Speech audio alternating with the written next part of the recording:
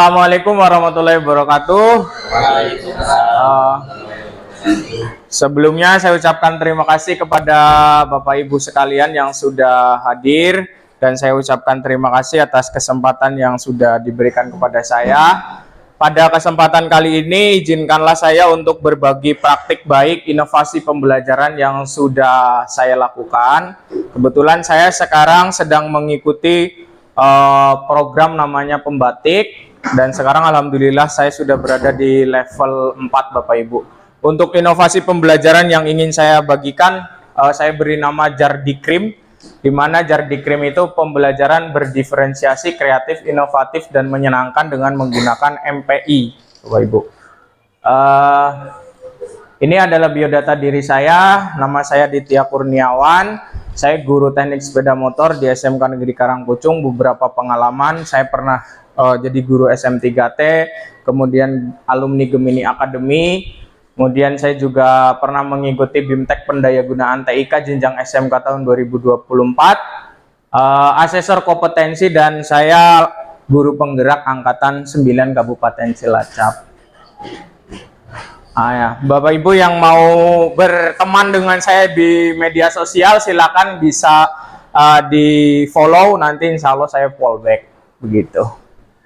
Saya jelaskan sedikit. Program Pembatik adalah program peningkatan kompetensi pendidik, tenaga pendidikan, dan dinas pendidikan dalam kegiatan belajar mengajar, berkarya untuk mendukung terciptanya inovasi pembelajaran yang kolaboratif dalam implementasi kurikulum merdeka dengan mengedepankan pemanfaatan teknologi.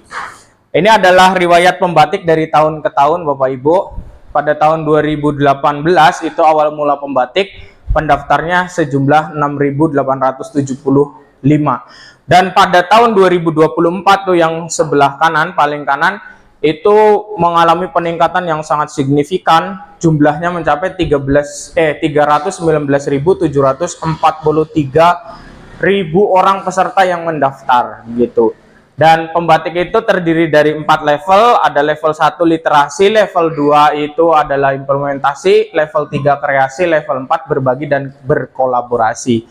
Alhamdulillah sekarang saya sudah berada di level 4, dan level 4 itu orang-orangnya sudah saringan. Satu provinsi itu hanya 40 orang, dan alhamdulillah saya termasuk dari 40 orang itu. Dan prosesnya masih belum selesai Bapak Ibu. Nanti masih disaring dari 40 orang itu diambil 5 menjadi calon duta teknologi. Dari 5 itu hanya diambil 1 nanti menjadi duta teknologi Kemenristek Dikti. Nah, seperti itu. Jadi mohon doanya dan dukungannya, semoga saya bisa melalui ini semuanya. Nah, Bapak Ibu, saya ingin bercerita sedikit. Saya mengalami situasi di kelas atau di saat pembelajaran. Situasi yang saya alami adalah saya mengalami kesulitan menyesuaikan pembelajaran dengan kebutuhan siswa. Terus yang kedua, minimnya interaksi dan keterlibatan siswa. Ternyata di sekolah saya juga masih banyak siswa itu kurang aktif. Jadi masih banyak guru yang hanya ceramah saja seperti itu, dan siswa hanya mendengarkan. Kemudian pembelajarannya kurang menarik dan kurang menyenangkan. Terbukti dengan baru ditinggal pergi sebentar saja anak-anaknya sudah ada yang tiduran, sudah ada yang main HP. Itu kan menunjukkan bahwa pembelajarannya kurang menarik dan menyenangkan. Kemudian keterbatasan waktu dan memenuhi kebutuhan setiap siswa. Jadi tidak bisa saya itu memenuhi kebutuhan semua siswa yang ada di kelas. Kurangnya pemanfaatan teknologi di dalam pembelajaran. Kita lanjutkan. Nah, ini tantangan yang saya hadapi. Meningkatkan minat belajar murid, membuat suasana belajar yang menyenangkan. Kemudian saya memiliki tantangan, saya harus membuat pembelajaran yang sesuai dengan kebutuhan murid. Kemudian tantangan berikutnya, bagaimana saya harus memanfaatkan teknologi di dalam pembelajaran, merancang model pembelajaran yang inovatif. Terus, nah, aksi.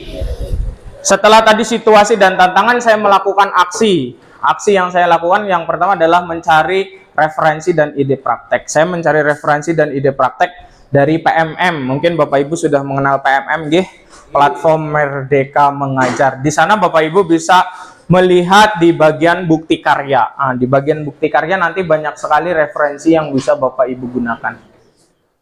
Kemudian aksi yang kedua, saya berkoordinasi dengan kepala sekolah terkait izin untuk penerapan inovasi pembelajaran yang saya lakukan. Nah, ini yang berikutnya adalah saya melakukan inovasi pembelajaran yang saya beri nama adalah Jardikrim. Pembelajaran berdiferensiasi, kreatif, inovatif dan menyenangkan dengan menggunakan MPI. Nah, ini berdiferensiasi. Berdiferensiasinya apa? Ada dua, yaitu yang pertama adalah berdiferensiasi konten. Jadi anak-anak saya buatkan aplikasi, ya, aplikasi MPI. Jadi mereka sudah belajar menggunakan aplikasi yang saya buat. Kemudian selain dari aplikasi, anak-anak juga belajar dari yang saya jelaskan. Jadi tidak hanya sumber belajarnya satu, tapi ada yang lainnya juga. Untuk produk, anak-anak saya berikan tugas untuk membuat produk. Yaitu yang pertama ada dalam bentuk poster dan yang kedua ada juga dalam bentuk video. Jadi berdiferensiasinya anak dibebaskan, silakan tugasnya mau bentuknya apa, poster boleh, video juga boleh. Kemudian yang berikutnya, Bapak Ibu saya ingin bertanya, apakah Bapak Ibu pernah mendengar tentang MPI atau baru mendengar saat ini? Nah, baru mendengar. Nah, MPI, apa sih MPI? Coba kita lihat. Nah, MPI adalah multimedia pembelajaran interaktif, merupakan program pembelajaran yang mencakup berbagai sumber yang terintegrasi dan menggabungkan banyak unsur, dilengkapi dengan alat pengontrol untuk memfasilitasi pengguna mengontrol pola belajarnya sendiri. Di dalam MPI itu terdapat teks, grafik, video, animasi, suara, dan interaktivitas. Jadi nanti ada alat pengontrolnya. Nanti kita lihat contohnya. Kemudian aplikasi yang bisa digunakan Bapak Ibu di dalam membuat MPI itu ada Genially, Articulate Storyline 3, Canva, Smart App, dan Google Sheet. Mungkin ada Bapak Ibu yang pernah pakai ini di sini? Pernah ya? Nah, pernah, alhamdulillah. Bahkan mungkin saya yakin kalau Canva semuanya sudah mahir-mahir lah di sini. Jadi ini tinggal dikembangkan saja. Kemudian ini sedikit gambaran komponen yang harus ada pada MPI. Yang pertama harus ada judul, ada sasaran, ada tujuan, uraian materi, latihan, referensi, dan nama pengembang. Komponen berikutnya MPI itu harus backgroundnya harus ada, pemilihan huruf, warna, dan lain-lain itu harus jelas. Dan yang terpenting harus ada tombol navigasi. Seperti itu. Nah, sekarang kita mengenal sedikit tentang tipografi. Tipografi adalah seni dan teknik dalam menata huruf untuk menciptakan kesan visual yang menarik dalam menyampaikan pesan dengan efektif. Jadi di dalam tipografi itu kita harus satu memperhatikan jenis hurufnya, yang kedua ukuran hurufnya, yang ketiga adalah jenis hurufnya itu harus diperhatikan. Kadang kan kita yang penting ada tulisannya seperti itu. Ternyata harus ada aturan-aturannya supaya nanti MPI-nya menarik untuk dilihat. Kemudian warna. Nah, Bapak Ibu, ini ibu-ibu ahlinya memadu-madankan warna. Kira-kira kalau backgroundnya warna ini, tulisannya cocoknya nanti warna apa? Nah, itu jadi warna itu harus kita perhatikan karena akan menarik minat pengguna MPI.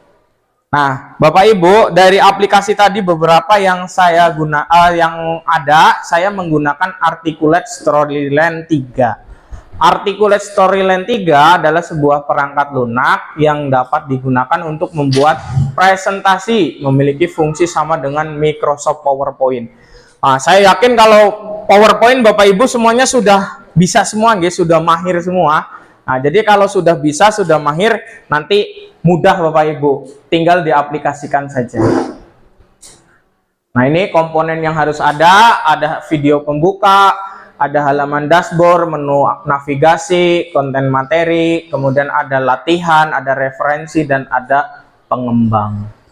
Ini tampilannya Bapak Ibu untuk AS3 atau Articulate Storyline 3, tampilannya seperti ini. Jadi kalau Bapak Ibu perhatikan sangat mirip dengan Microsoft PowerPoint, sangat mirip sekali. Di sini ada namanya storyboard. Storyboard itu tempat untuk kita membuat rencana dari aplikasi yang mau kita buat, seperti itu. Next, kita lihat di sini. Nah, seperti ini. Jadi ada menu. Menu ini kalau Bapak Ibu perhatikan ada panah-panah ke bawah. Itu artinya dari menu ini nanti kalau diklik dia bisa masuk ke pendahuluan, bisa masuk ke materi, bisa masuk ke video, evaluasi, referensi, dan profil pengembang.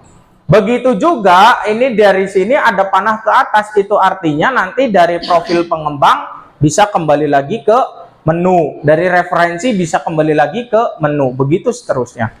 Jadi kita bisa merancang sesuai dengan kebutuhan kita sendiri. Nah, Bapak Ibu, ini adalah contoh dari MPI yang saya buat. Nah, ini kalau tampilannya seperti ini, diklik no saja. Nanti akan muncul video pembatiknya seperti ini. Oke, ini video pembuka. Kemudian nanti setelah video pembuka, tampilannya seperti ini. Ini sebetulnya ada musiknya ini. Punten Pak. Gambar speakernya. Ada musiknya ini seharusnya. Sebentar nggih, saya setting.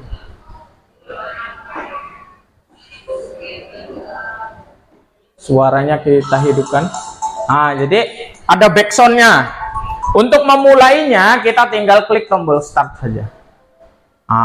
Di sini ada menu belajar. Pada bagian menu belajar ini ada menu pendahuluan, materi, video, evaluasi, referensi, dan profil pengembang. Kita bisa explore di pendahuluan itu isinya apa. Di pendahuluan itu ada tujuan pembelajaran. Tadi saya menyebutkan adanya tombol navigasi. Yang dimaksud tombol navigasi yang ini Bapak Ibu. Ada arah kiri, ada arah kanan, dan tombol home. Jadi ketika kita klik arah kanan, maka dia akan menuju ke materi berikutnya. Klik tombol kiri berarti kembali ke materi sebelumnya. Tombol home ini berarti kembali ke menu utama. Seperti itu Bapak Ibu. Kemudian untuk materi, kita buka saja di sini. Nah, materinya ini bisa disesuaikan dengan pelajarannya Bapak Ibu masing-masing. Misalnya, Bapak Ibu ada yang mengajar engine, ada yang mengajar chassis, silakan disesuaikan. Jadi kita bisa menambahkan materi sesuai dengan kebutuhan kita. Misalnya ini sudah selesai, saya mau kembali ke home ya, tinggal nanti diklik home saja. Diklik home maka akan kembali ke menu utama. Kemudian ini juga ada video. Di sini sudah ditambahkan videonya, nanti tinggal diklik. Anak-anak bisa melihat video dari MPI ini. Seperti itu. Jadi tanpa harus Bapak Ibu guru ke kelas bawa LCD, nggak usah. Dengan MPI ini nanti materi sudah ada, video juga sudah ada, Bapak Ibu nanti nggak ribet. Nah, seperti itu. Nah, jadi sudah, misalnya, saya sudah selesai nonton videonya, saya mau kembali ke menu utama, tinggal klik home di sini. Saya juga sudah membuat soal evaluasi di sini. Tapi ini masih baru hanya 5 soal, nanti bisa dikembangkan lebih banyak lagi. Klik start. Coba Bapak Ibu, ini ada soal sistem yang berfungsi untuk mensuplai bahan bakar ke ruang bakar. Oke, sistem bahan bakar. Continue. Kita lihat. Berfungsi untuk menyaring kotoran. Oke. Continue lagi. Untuk mengatur suplai apa? Karburator. Oke. Ini ada 5 soal. Untuk menyaring udara, filter bahan bakar. Iya salah. Nggak apa-apa. Satu kita salahkan ya, biar nanti tahu bedanya. Berfungsi mengalirkan bahan bakar dari tangki. Oke, selang bahan bakar. Coba kita lihat jawabannya. Skornya berapa? Oke, 80. Kenapa 80? Karena tadi salah satu. Untuk mengecek tadi yang mana yang salah, kita bisa review quiz. Ini korek, betul-betul. Kemudian Ini juga betul, ini betul. Nah, ini tadi yang salah, harusnya filter udara. Begitu. Itu untuk bagian quiz. Untuk bagian quiz. Untuk kembalinya, Bapak Ibu klik saja menu home ini. Terus untuk referensi di sini adalah referensi materi yang kita ambil, baik materi, gambar, audio, dan video. Nah, di sini profil pengembang, ini adalah isinya siapa yang membuat aplikasi ini. Nah, ini seperti ini. Begitu Bapak Ibu. Jadi niat saya adalah untuk berbagi dengan Bapak Ibu sekalian. Nanti kalau misalnya ada kesempatan yang lebih panjang lagi, kita bisa belajar bersama untuk membuatnya dengan menggunakan Articulate Storyland 3. Paling tidak Bapak Ibu sudah mengenal bahwa sekarang pembelajaran itu bisa dengan gadget, kita membuat aplikasi, anak bisa belajar dengan sendiri. Begitu Bapak Ibu. Mungkin sebelum saya akhiri, Bapak Ibu ada yang mau bertanya, boleh silakan. Mana Pak Sari? Ya, silakan Pak. Punten. Nggih. Pak Kadir nggih. Nggih, siap. Ya, saya Adi Supriyanto. Pak. Siap. Siapa Kandi? Ya. Untuk namanya pemanfaatan aplikasi ini, Ya. bisa kita kembangkan juga, khususnya di SMK Darussalam, Ya. jurusan PKR dan juga PKSN. Siap. Apabila bisa kita kembangkan atau bisa kita gunakan, nanti caranya bagaimana? Oke, siap. Intinya adalah Bapak Ibu nanti kalau mau belajar mandiri, itu siapkan dulu aplikasinya, bisa di-download di Articulate Storyland 3, Pak. Articulate Storyland 3. Nanti setelah itu Bapak siapkan dulu konsepnya. Saya mau membuat aplikasinya seperti apa. Mungkin nanti kalau ada kesempatan Pak Asari bisa belajar bareng, nanti saya kesini lagi nggak apa-apa. Seperti itu.